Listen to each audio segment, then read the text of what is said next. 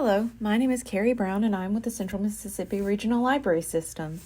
Today I'm going to be reading to you chapters 8, 9, and 10 of Magic Treehouse, Day of the Dragon King, written by Mary Pope Osborne. Chapter 8, The Tomb. Jack and Annie stood frozen. The silent soldiers did too. Finally, Annie spoke. "They're fake," she said. "Fake?" whispered Jack. "They're not real," she said. "They look real," said Jack. Annie walked straight toward the front row of soldiers.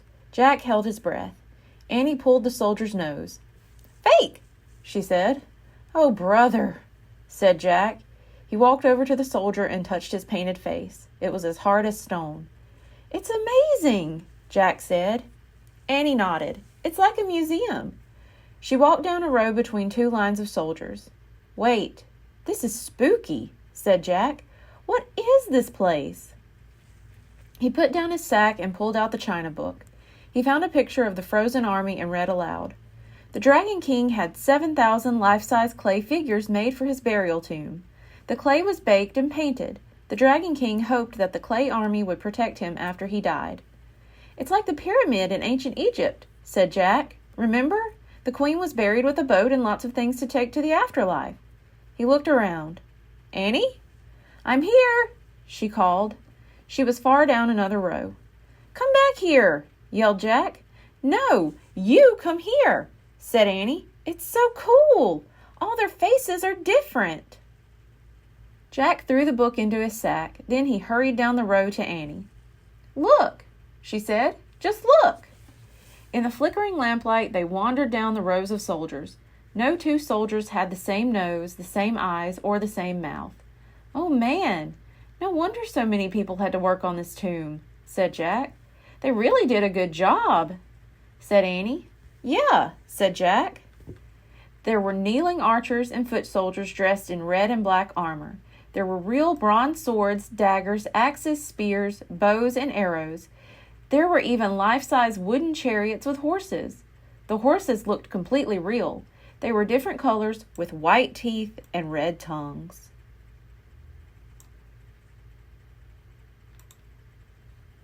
"I have to take some notes about all this," said Jack. He pulled out his notebook and pencil. Then, kneeling on the brick floor, he wrote, "No two faces the same, not even the horses." "Jack," said Annie, "you know what?" "What?" "I think we're lost," she said. "Lost?" Jack stood up. "We're not lost." "Yeah? Then which way is out?" said Annie. Jack looked around. All he could see were rows of soldiers. In front of them, to the right, to the left, behind them, nothing but clay soldiers. "Which way did we come?" said Annie. "I don't know," said Jack. All the rows looked the same. They stretched out endlessly. Jack tried not to panic. "I'd better look this up," he said. "Forget it," said Annie. "Morgan said the research book would guide us, but in our darkest hour, only the ancient legend would save us." "Is this our darkest hour?" said Jack. Annie nodded. "Yeah, it's pretty dark." "It does seem to be getting darker in here," thought Jack. The air was getting thicker, too. It seemed harder to breathe. "Let's ask for help," said Jack. He reached into the sack and pulled out the bamboo book. He held it up and said, "Save us!" As Jack waited, the tomb seemed unbearably quiet. Jack held the book up again. "Please help us find our way out," he said. He and Annie kept waiting, but nothing happened. The air was growing even thicker. The light was getting dimmer. The countless rows of soldiers seemed creepier. Help did not come. Jack felt faint. I guess we'll just have to..." "Look," Annie said. "What?" "The ball of thread. It rolled out of your sack," she said. "So what?" said Jack. He looked at his cloth sack lying on the floor. The ball of yellow silk thread had rolled out, and it was still rolling, leaving a trail of yellow thread.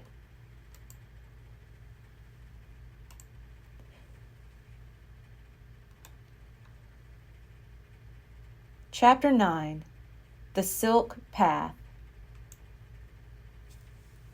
"What's going on?" said Jack. "I don't know," said Annie, "but we better follow it."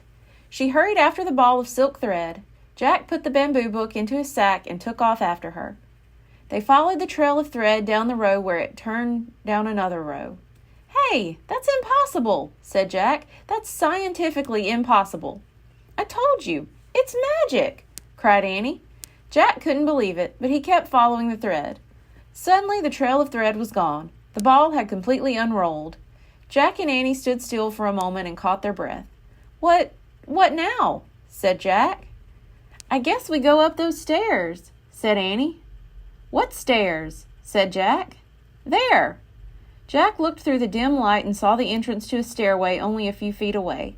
"Let's get out of here," he said. They ran up the stairs.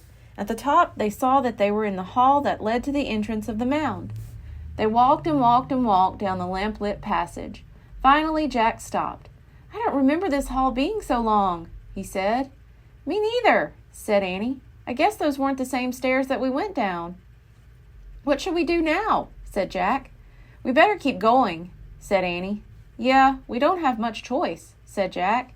They started walking again. They rounded a corner and came to a door. "Oh, great," said Annie. "Wait, we don't know what's on the other side," said Jack. "Go slow. Be careful." "Okay," said Annie. Slowly and carefully she opened the door. Then she peeked out. "Yippee!" she said softly. Annie stepped into the fading light. Jack stepped out after her. The sun had gone down. They were standing outside the gate of the Dragon King's palace. They could see the market not far away. The stalls were closing for the day. "We're safe," said Annie. Jack breathed a huge sigh of relief. Just then a gong sounded. It was coming from the tower of the city walls. "Oh man, they're going to close the gates," said Jack.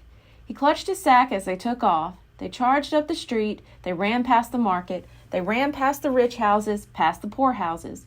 Their straw shoes fell off, but Jack and Annie kept running. Just as the giant wooden gates started to close, they tore through them. They charged across the bridge and kept running up the dirt road past the farmhouse and through the field. By the time they reached their tree, Jack's lungs ached. His heart pounded, his feet burned. He followed Annie up the rope ladder. When they got inside the treehouse, Jack collapsed. "Let's go home," he said, out of breath. He reached for the Pennsylvania book. "Wait," said Annie, looking out the window. "They found each other." "Who found who?" said Jack, panting. He dragged himself to the window and looked out. Two figures embraced at the edge of the field. "The silk weaver and the man who takes care of the cows," said Annie. "Oh, yeah," said Jack. "Bye," Annie called to them. The couple waved back. Annie sighed happily. "We can leave now," she said. Jack opened the Pennsylvania book and pointed to the picture of the Frog Creek woods. "I wish we could go there," he said. The wind started to blow. Jack looked out one last time at the Chinese couple. They seemed to be glowing like stars. The treehouse started to spin. It spun faster and faster. Then everything was still, absolutely still. Chapter 10. The Ancient Legend. Jack opened his eyes. He was wearing his own clothes and his sneakers. The cloth sack had turned back into his backpack. "Welcome home, Master Librarians," said Morgan. She stood in the treehouse smiling at them. "Hi," said Annie. "We brought you the ancient legend," said Jack. "Wonderful," said Morgan. Jack reached into his pack. He took out the china book. Then he pulled out the bamboo book. He handed them to Morgan. "What's the legend about?" said Annie. "It's called The Silk Weaver and the Cowherd," said Morgan. "It's a very famous Chinese tale." "Guess what, Morgan?" said Annie. "We actually met them. We helped get them together." "Oh, did you?" said Morgan. "Yes," said Jack. "The silk weaver's ball of silk saved us." "What does the legend say about them?" asked Annie. "It says that long ago they were heavenly beings who lived in the sky," said Morgan. "When they came to earth, they fell in love." "That's when we met them," said Annie. "Yes, I imagine so," said Morgan. "The book you brought back tells about their happiness on earth. But I'm afraid a later legend tells us when they returned to the sky, the king and queen of the sky separated them by a heavenly river called the Milky Way." Oh, no, said Annie. They get back together once a year, said Morgan. On the night, birds make a bridge to the sky over the Milky Way. Jack and Annie gazed up at the bright summer sky. Go home now, said Morgan. Come back 2 weeks from today. Next, you're going to find a book in the country of Ireland over 1,000 years ago. That sounds like fun, said Annie. Morgan frowned. I'm afraid it was a very dangerous time, she said, for Viking raiders often attacked the sea coasts. Vikings? Said Jack. He'd had enough danger to last a lifetime. Don't worry about it now, said Morgan. Just go home and rest. Jack nodded. I'll try, he said, pulling on his backpack. Bye, said Annie. See you in 2 weeks. Thank you for your help, said Morgan. Any time, said Annie. They headed down the rope ladder. From the ground, they waved to Morgan. Then they started for home. As they got to the edge of the woods, Annie stopped. Listen to the crickets, she said. Jack listened. The cricket chirp sounded louder than usual. Their ancestors lived in the time of the Dragon King, said Annie. Oh, brother, said Jack. Right now, the grown-ups are telling the little crickets a legend, said Annie. Yeah, sure, said Jack. A legend passed down from their ancestors, said Annie. Jack smiled. He didn't want to admit it, but the cricket noise did sound like storytelling. He could almost hear them saying, Dragon King, Dragon King, Dragon King. Jack! Annie! Came a voice. It was their mother calling them. The spell was broken. The cricket stories were just plain old cricket sounds again. Coming! Jack shouted. Jack and Annie ran down their street and across their yard. Did you have a good time in China? Their mom asked.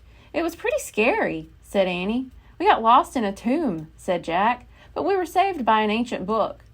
Their mom smiled and shook her head. My, books are wonderful, aren't they? She said. Yep, said Jack and Annie, and they followed her inside. The end. Thank you. Goodbye.